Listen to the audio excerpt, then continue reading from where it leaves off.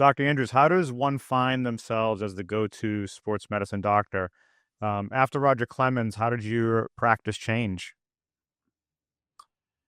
Well, that was back in the very early days of arthroscopy, and I was experimenting with scoping shoulders, and I had been thrown into the middle of trying to take care of baseball players with Dr. Jack Houston when I was with him in Columbus, Georgia in the early 1970s. And in those days, the football was king and the knee was king. And that was what Dr. Houston's was so well known for. And he didn't really know much about baseball players. And as it turned out, the reputation we had in all of the South down here, we all of a sudden were getting baseball players from a number of different schools. I remember Florida State would bring a whole carload of baseball players up to Columbus, Georgia for us to see. And Dr. Houston would look at me and say, "Hey, Andrews, go in there and take care of all those baseball players and figure out what's wrong with them. And if you need me, holler." And so that was sort of the beginning of trying to learn something. I didn't know much about baseball.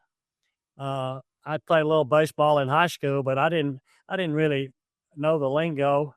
I too was a football fan, so I had to figure out how to take care of them.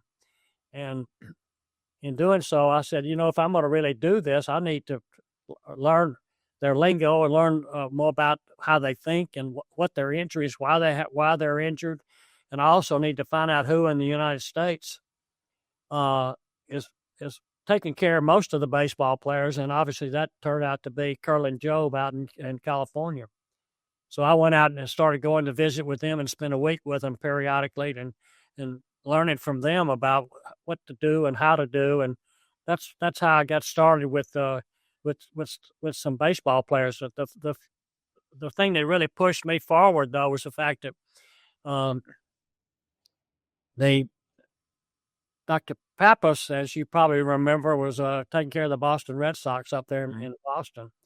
And they weren't doing arthroscopy, and if they had a labral tear, so-called labral tear, they did an open procedure and took it out. Even diagnostically, that it was a hit and a miss.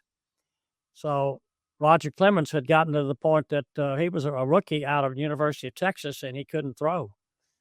And he'd heard about me doing a scope on shoulders with an arthroscope, and so he got his mother and his agent, and they came down to Columbus, Georgia, and asked me would I try to figure out what was wrong with his shoulder. So I said, well, we can put a scope in there and go see and try to figure it out for you. And to this day, I'm still asking myself, how in the world did I get him well? But he had a labral tear that I just cleaned up a little bit, which is the same thing. By the way, we've been all around repairing labral tears, slap tears at the top of the shoulder. Now we're going back to cleaning them up and not really repairing them. And of course, back in those days, we had no way to repair one. It was take the shaver and clean it up a little bit.